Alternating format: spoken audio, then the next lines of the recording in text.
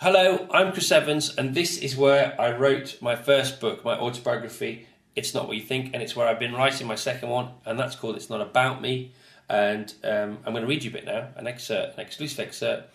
Nobody's ever seen this before, and it's when I proposed to Billy, and I did it with a rather expensive envelope, which was a Ferrari, and I filled it with flowers, and then I went to try and find her at her apartment in North London. Never been there before, but I sort of figured out where she lived. And here we go. "Where to, Guff?" said the driver.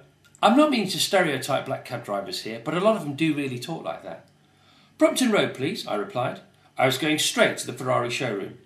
"Morning, Mr. Evans," said the salesman, trying to suppress the smile that was currently betraying his efforts to greet my visit with anything other than expectant glee. "What can I do for you?" "I'd like that silver Ferrari in the window, please, but I need to be able to take it now, straight away."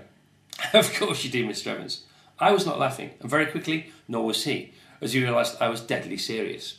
Right, well, of course, that's not entirely possible. It's going to take a couple of days," he went on. "Well, then it's no deal," I said flatly. "I need to drive it out of here within the hour. Otherwise the moment will have passed, never to return. I will be loveless and alone, whilst you will be one car down on your monthly target." The salesman seemed to freeze momentarily, whilst he had a word with himself. "All right, Mr. Evans, wait right there. I will make this happen," he declared with believable intent. Yes, well done, that man. The question had been asked of him, and it looked like he was about to rise to the task. No more than 3 minutes later. "Mr. Evans, as long as we can confirm your credit card payment for the vehicle now, I've been assured by my superior that you can do what you bloody well like with it."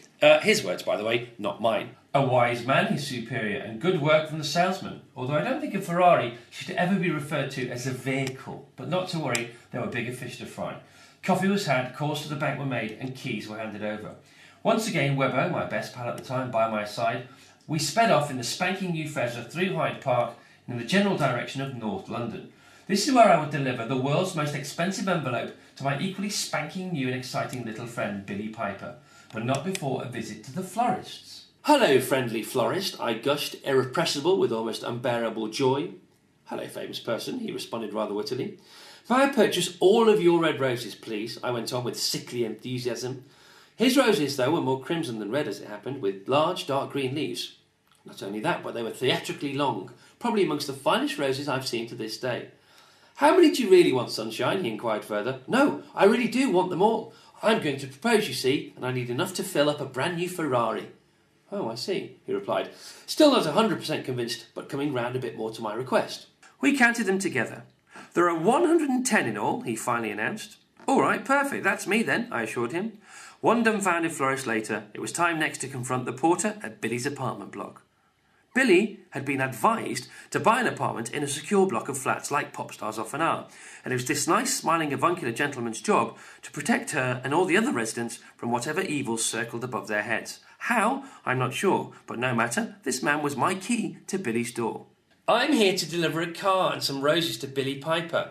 Now, you don't have to let me in to see her, but I'd really appreciate it if you gave the keys to her. And please, if you'll be so kind, will you also inform her of the existence of a note, which I would very much like her to read. It's on the front seat."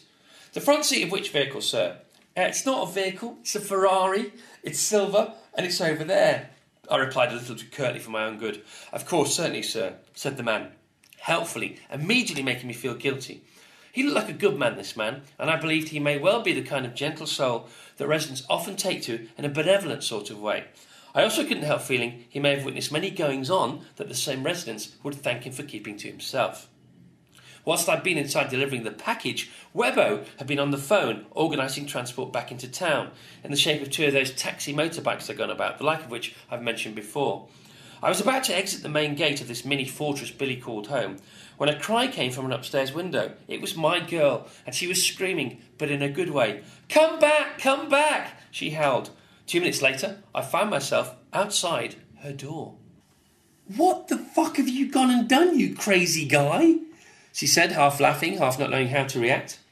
"I've delivered a letter for you in a rather smart Italian silver envelope. No more, no less," I said, trying not to sound too pleased with my efforts. "You've got to be fucking joking," Bella exclaimed, her mouth staying open for at least a good 5 seconds after she'd stopped speaking. There, that was it. Right in front of me, that snapshot, exactly what I'd wanted to achieve. Total shock and all. For all the right reasons, of course. And there I was, able to witness it with my own eyes and ears. It was real. Billy was gobsmacked. It was a home run, a slam dunk, 6 sixes in the 1 over. She might not say yes to my marriage proposal, but she would never forget it. That's for sure.